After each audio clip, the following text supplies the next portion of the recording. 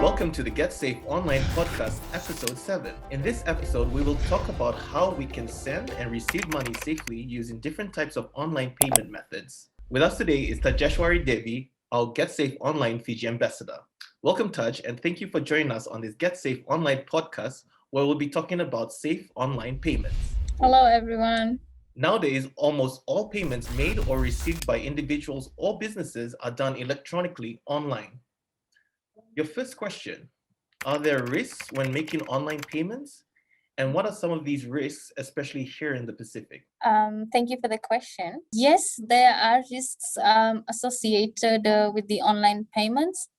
The risks basically in terms of in the Pacific countries include hack attacks. Hack attacks is where people could easily get into your account and move the data. So you need to be very vigilant on the aspect that which company you are choosing or which institution you are choosing in terms of the online payment. There are also stolen identities. So in terms of stolen identities, is people can easily steal your identity and do the online payment. So if basically if you are using your credit card, so people can easily get your PIN codes and stuff and use it on behalf of you. There are also card frauds, as I have already mentioned, in terms of the stealing your card numbers or PIN numbers. So they can also easily fraud on that.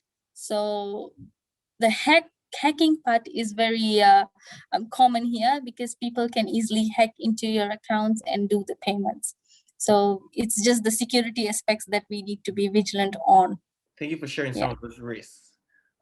When sending or receiving payments online, what are some safety measures that we should be aware of? So in terms of the risks, the safety precautions that we can check is while we are sending and receiving money, or basically it's usually the sending aspect. So it's always wise to do a background check of the company and to see if it's a reputable company. And if it's commonly used by people and not something that you are not even aware about, and then you are just performing the transactions. And another thing is most of the companies and institutions nowadays are on social media, Facebook, Instagram, etc. So it's always wise to go and actually do a checkup or on the accounts and just see the reviews on the pages, the feedbacks of the people, and you'll at least somehow know if that account or if that company is not a fake identity one, because people are more now into fake accounts. They create fake accounts or web addresses, and they can easily do money laundering. So so you need to be what do you call that, be aware of these stuffs. Another thing is when you are filling out forms online, so what you can do is basically whatever information is required, you just fill out those informations, and whatever is optional does not necessarily needs to be filled in, because basically you are giving out more information to them. So be careful on those aspects as well. And the most important thing over here is the passwords. Try to keep your passwords to yourself, most importantly, and try and keep it like it's not necessary for us to change the passwords frequently, but it is necessary for us to keep a long, complicated, and a very unique password so that no one is able to identify that. As far as like with credit card information, what are some risks with sending and receiving credit card payments? Yeah, so in terms of the credit card payments, there is a risk of fraud. So risk of fraud includes people can easily, if you are keeping your credit cards to yourself is fine, but people can easily, because we are using our credit cards over here in Fiji, and so what happens is the PIN codes are written at the back. Like that PIN codes can easily be accessible to anyone and everyone, and through that the information is entered online. So try and those risk of fraud is such that you need to keep your cards to yourself, and it can also be easily accessible to anyone. And another thing is the processing fees. Well, while you are doing online payments, you need to ensure that you always do a checkup on the details, and before you shoot to the payment, you just quickly have a check if the processing fee, if something is much more higher than what you actually paying, you have to really look out to what actually you are paying. So just a little bit of the fraud and the processing fees. I wouldn't say much more on the credit cards. It's because it's going to be something which is coming from you and your end if you are being vigilant online. Great, thank you. Yeah, I guess it takes a lot of personal responsibility when making those kind of payments. Yes, exactly. It's much more of personal responsibility. What should we do if an online payment is not successful, especially when sending a payment? Usually, if it's not successful, so what in those situations can we do, right? So what we can do is, usually whichever companies you are dealing with in terms of the payment, you can usually call them, or just email them and check if this payment has been processed or why it's not successful, what has happened. So the most important thing is just keep calm, don't react, and just check for necessary assistance. Keep an eye on your account as well, in terms of how it has been, the payment system. Also, you can check your bank statement to where the amount has gone to, where the payment has gone to. So that's how you'll be able to track your system as well. And also, you'd be having your personal banker as well. So it's always wise to check with your personal banker as well. Great, thank you. That was really helpful. How do we know that our online payment system is secure? In terms of online payment system which needs to be secured is usually while we are doing the payment and we get out of the connections, so use secure connections where you know that while you are processing your payment, at least that part is served. And also there's another one is keeping eye on your accounts. You can always check while you are doing the payments of your previous balance and then the after balance. It's always wise to check on your accounts. Use a trusted website as well. It's very important that you use a very trusted website. And if you know, as I have already mentioned, that you can use you can do payments and do a checkup on the reputable companies that you're using through to do the online payments.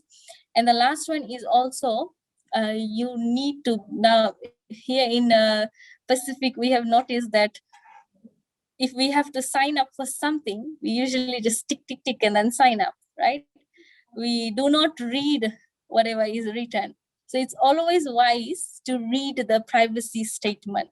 That is very important, so that you can know the drawbacks of it. Yeah, I think that was a very crucial highlight. I'm guilty of that sometimes. How would I know if my online account has been hacked or someone has used it without my permission? That's a very tricky one though. But if your password isn't working, you know that your account has been hacked, because if usually what happens is this password changes, or your password, whatever password you're typing, is not usually working, then you'd know that it's been hacked. And there's another one is your ransomware messages that would be coming frequently. You'd be receiving ransomware messages coming up again and appearing on your device or whatsoever on your device frequently. Then you should be able to know that your account has been hacked, because these frequent random pop-ups will be appearing on a very frequent basis. So you'd know that something is wrong somewhere. And always also your online account payment system, you can always have a checkout if there's some money missing. So you'll have an idea if if you haven't performed that transaction, then who has done it. So which means to say, if there's a difference between the previous balance and the current balance, then you'd know that someone has been using your card or your payment system to process those transactions. So yeah, these things are some of the common ones which you'd be able to know. And thank you. And just with identifying those hacks, are there like certain processes or steps that we can take after we've identified those risks? Yeah, if you have identified those risks, maybe there are certain authorities you can check out on. We have cybercrime units as well. and they would be able to assist you in terms of these hacking aspects on their maximum level. So yeah, you can just check with the authorities, and you can also check with the companies itself in terms of like who has when was it processed and all the other details. Maybe they'd be able to identify the IP addresses and stuff. What is your advice when making online payments? In terms of making online payments, yeah, again, I would repeat that it's always wise to check if that company is a reputable company and it is used by it's used by commonly used by people.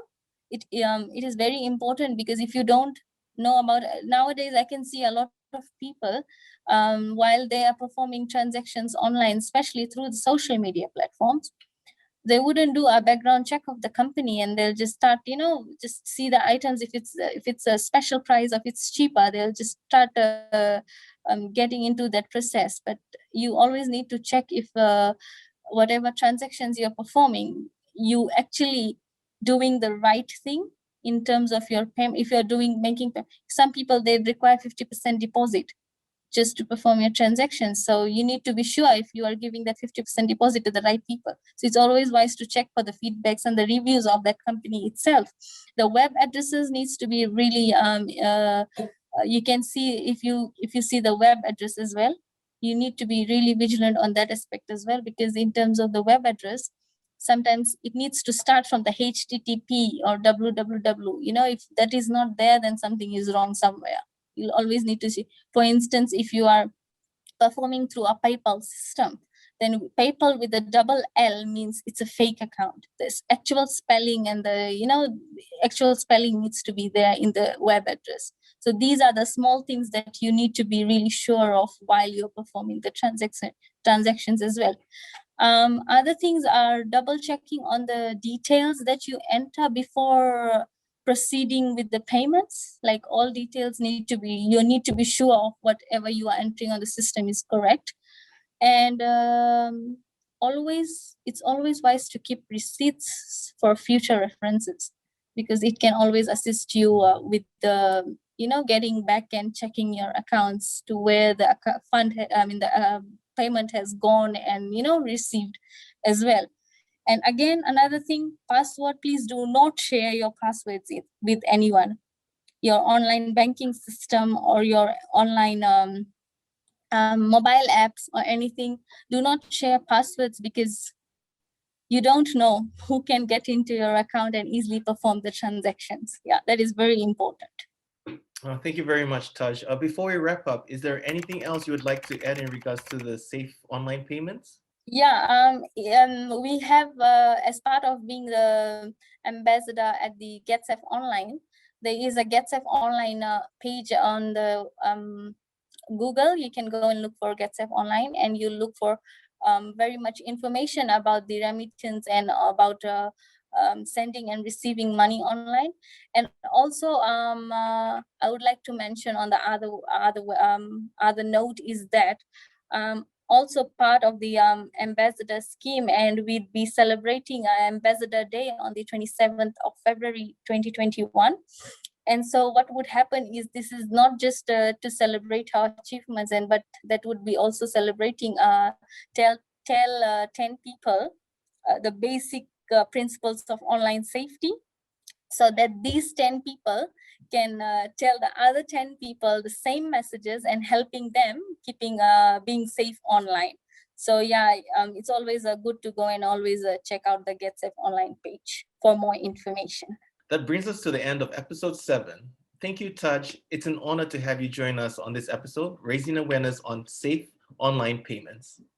For those of you listening in, be sure to check out our monthly safety tips on how we can protect yourself and your business online in this rapidly growing digital world. If you're watching this on YouTube, we publish new content every month. Please hit the subscribe button and the bell icon to be notified every time we publish a new video.